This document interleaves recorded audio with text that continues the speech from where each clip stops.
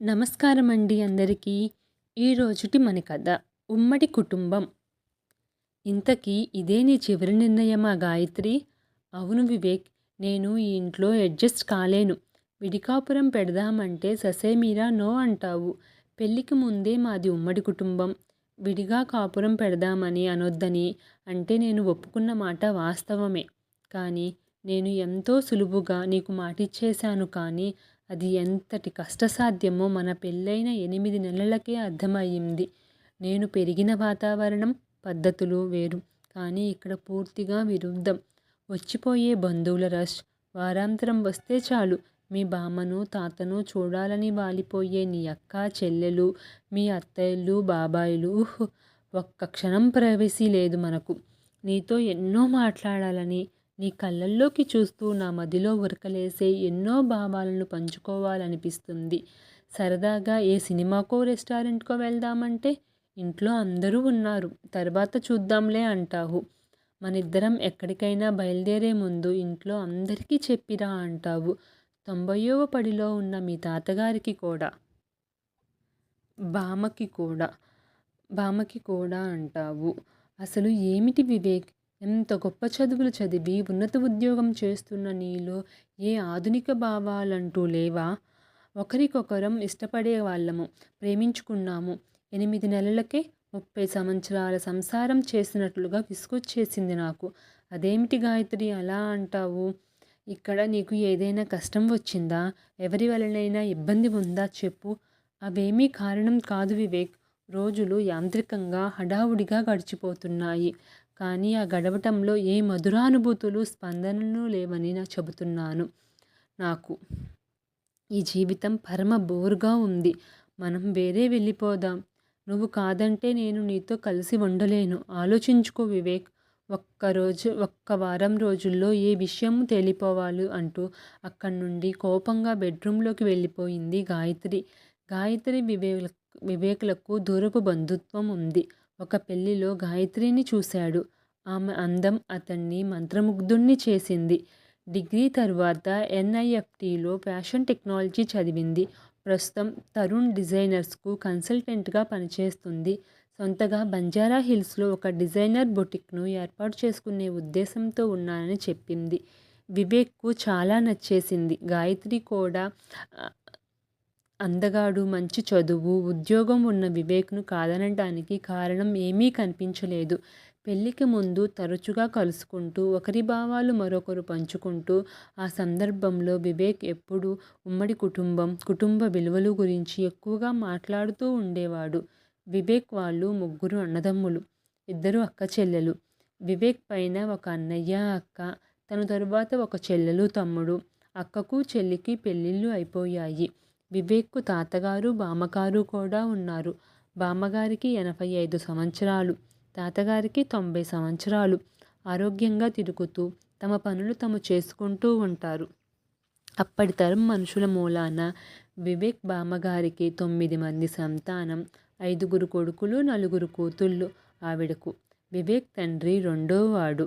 ఆవిడ కొడుకులు, కూతుళ్ళు, మనవళ్ళు, మనవరాళ్ళు అందరూ వచ్చి వెళ్తూ ఉంటారు ఎప్పుడూను. కొంతమంది సంతానం వేరే ఊళ్ళో ఉన్నారు. పండుగలకు, పబ్బాలకు అందరూ విధిగా వచ్చేస్తారు. గాయత్రి అన్నట్లు ఇల్లంతా ఒకటే సందడిగా ఉంటుంది. బామ్మగారి, తాతగారి సంప్రదాయాలు ఇంకా ఆ ఇంట్లో ఉంటాయి. ఇటువంటి కుటుంబంలో పుట్టిన వివేక్ భావాలు కూడా ఉమ్మడి కుటుంబంతో ముడిపడి ఉంటాయి. ఆ రోజు శనివారం. ఇంట్లో అందరూ అదే ఊరిలో బంధువుల ఇంట్లో పెళ్లి ఉందని వెళ్ళారు. ఆ రోజు గాయత్రి విడికాపురం టాపిక్ తెచ్చినప్పటి నుండి ఇద్దరూ ముభావంగా ఉంటున్నారు. 1 పొడి మాటలు తప్పించి వారి మధ్య మాటలు లేవు. గాయత్రి పెళ్ళికి రాలేనని తలనొప్పిగా ఉందంటూ తప్పించుకుంది. అందరూ వెళ్ళారు. ఇంట్లో వివేక్ బామ్మ, తాతగారు ఉన్నారు. గాయత్రి కాఫీ కలుపుకుందామని వంటింట్లోకి వచ్చి కాఫీ కలుపుకుంటుంది. ఈలోగా వివేక్ బామ్మగారు అచ్యుతవల్లి గారు గాయత్రిని చూస్తూ, ఏమ్మా, నువ్వు పెళ్ళికి వెళ్ళలేదా అంటూ అడిగారు. తలనొప్పిగా ఉంది అమ్మమ్మగారు, మీకు కూడా కాఫీ కావాలా అంటూ అడిగింది. వద్దులే కానీ కాఫీ తీసుకొని ఇలా ఈ గదిలోకి రా, నీతో మాట్లాడాలమ్మా అంటూ పిలిచిందావిడ. కప్పు కాఫీతో ఆవిడ గదిలోకి వెళ్ళింది గాయత్రి. ఇలా వచ్చి కూర్చో తల్లి అంటూ ఆవిడ పక్కనే కూర్చోపెట్టుకున్నారు. చూడు గాయత్రి, 2 రోజుల క్రితం నేను మధ్యరాత్రిలో మెలకువ వస్తే లేచాను. హాలులో సోఫాలో వివేక్ ఒక్కడే కూర్చొని ఎటో చూస్తూ ఆలోచిస్తున్నాడు. ఏమిటి నాన్నా ఒక్కడివి ఇలా అంటే, నిద్ర పట్టటం లేదు బామ్మా అంటూ తల వంచుకున్నాడు.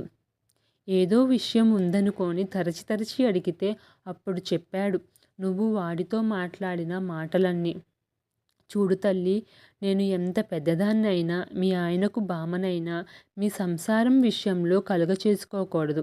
కానీ చూస్తూ చూస్తూ చిన్నపిల్లలు తప్పుగా పొరపాటుగా ఆలోచిస్తుంటే పెద్దవాళ్ళుగా మిమ్మల్ని సరిదిద్దటం మా కర్తవ్యం.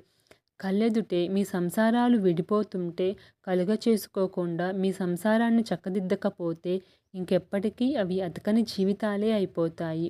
నీకి నా కబుర్లు విసుగ్గా ఉన్నా ఒక్క 5 నిమిషాలు నేను చెప్పబోయే విషయం మీద నీ దృష్టి పెట్టు గాయత్రి.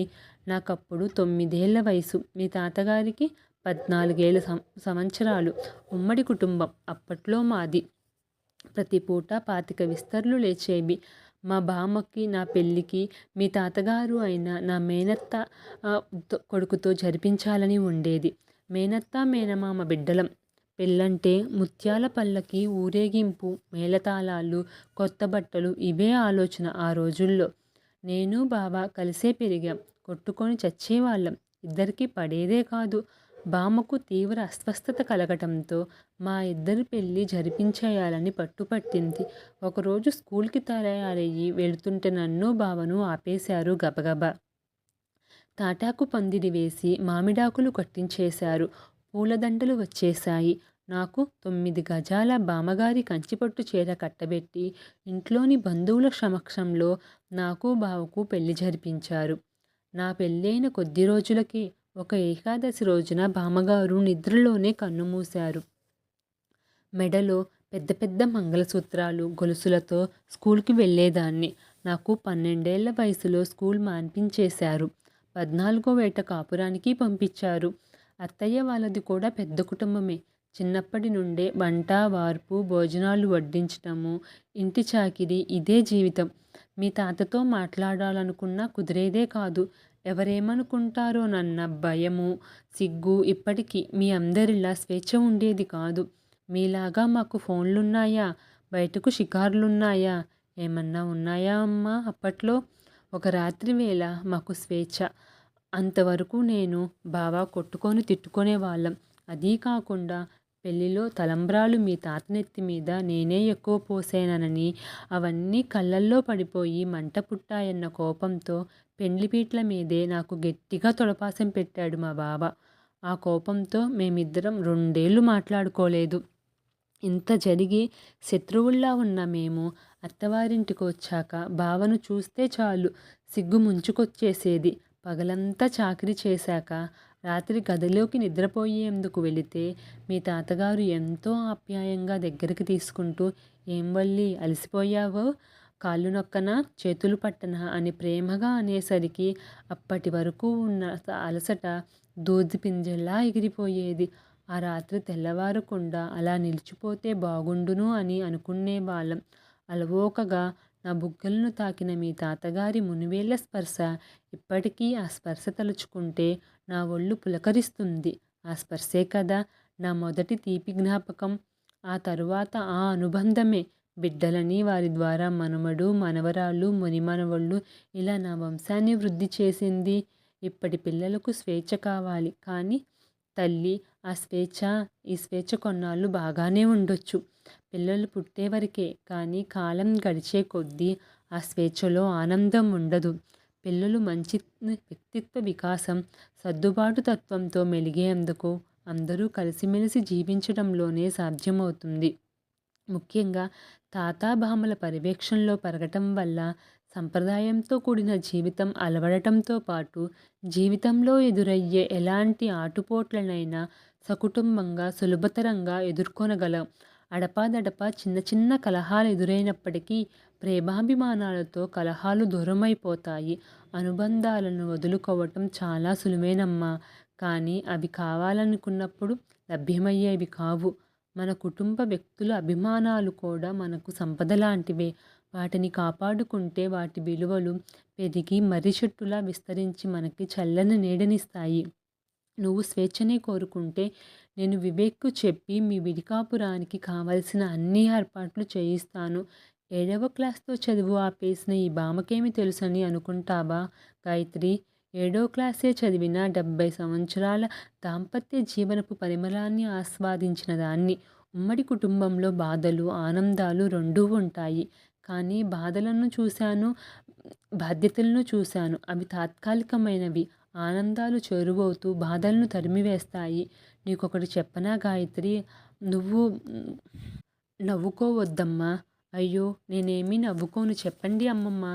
మీ పెళ్ళైన 8 నెలలకే 30 సంవత్సరాలు గడిచినట్లుగా విసుగ్గా ఉందన్నావంట మీ ఆయనతో. కానీ నాకు వివాహం నిన్న మొన్నే జరిగినంత లేతగా, నవలమలాడుతున్నట్లుగా ఉంది. భగవంతుడు అనుగ్రహిస్తే నూరేళ్ల దాంపత్య జీవితాన్ని అనుభవించాలని ఉంది తల్లీ. భర్త అనురాగం, ప్రేమ పుష్కలంగా ఆస్వాదిస్తున్నప్పుడు ఇటువంటి నిరాశ ఎందుకే తల్లీ నీకు? కావాలనుకుంటే వెళ్ళి వేడిగా ఉండండి. కానీ ఈ స్వల్ప విషయానికి పచ్చని సంసారాన్ని విచ్ఛిన్నం చేసుకోవద్దనే నేను నీకు చెప్పాలనుకుంటున్నాను గాయత్రి. ఆవిడ చెప్పినవన్నీ మౌనంగా వింది. అమ్మమ్మ గారిలో ఎంతటి విఘ్నతా సంస్కారం అని అనుకోకుండా ఉండలేకపోయింది. ఒక 4 రోజుల అనంతరం వివేక్ ఆఫీస్‌కి వెళ్తూ, గాయత్రి, ఈరోజు రాత్రి ఫస్ట్ షోకి నీకిష్టమైన ఇంగ్లీష్ సినిమాకు ఆన్లైన్‌లో టికెట్ బుక్ చేశాను.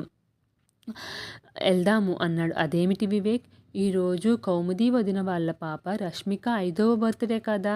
సాయంత్రం కేక్ కటింగు, డిన్నర్ పార్టీ ఉన్నాయంటూ మనల్ని అందరినీ పిలిచింది కదా మీ అక్కయ్య. సినిమాకు ఎలా వెళ్తాం? బాగుండదు కదా! నేను రష్మికి స్పెషల్‌గా లెహెంగా డిజైన్ చేసి మా డిజైనర్స్‌తో తయారు చేయించాను కూడా. ఏమో నీకు ఇటువంటి హడావుడులు అవన్నీ నచ్చవు కదా! అయినా నీతో మాట్లాడాలి. అందుకే ఈ సినిమా ప్రోగ్రాం. చూడండి శ్రీవారు, మీరు నాతో ఏమి మాట్లాడాలనుకుంటున్నారో గ్రహించేశాను. ఇక నుండి తమరిష్టాలే నా ఇష్టాలు కూడా. ఇక్కడ మీ అందరితోనే నా జీవితం పెనవేసుకోవాలని ఆశపడుతున్నాను వివేక్. నేను అన్న మాటలకు క్షమిస్తావు కదూ? గాయత్రి, నీలో ఇంత మార్పు. నువ్వు ఎక్కడ నా నుండి దూరమైపోతానని ఎంత బాధపడ్డానో తెలుసా? అన్నీ అర్థం చేసుకొని సర్దుకుపోయే మా గాయత్రి లాంటి భార్య నాకు దొరికినందుకు నేను చాలా అదృష్టవంతుణ్ణి. నేను కూడా వివేక్, మీ బామ్మ, తాతగారు, అత్తయ్య, మామయ్య లాంటి సంస్కారవంతుల ఇంటి కోడలనైనందుకు నేను మీకంటే అదృష్టవంతురాలినంటూ వివేక్ కౌగిలిలో ఒదిగిపోయింది. ఈ కథ పేరు ఉమ్మడి కుటుంబం.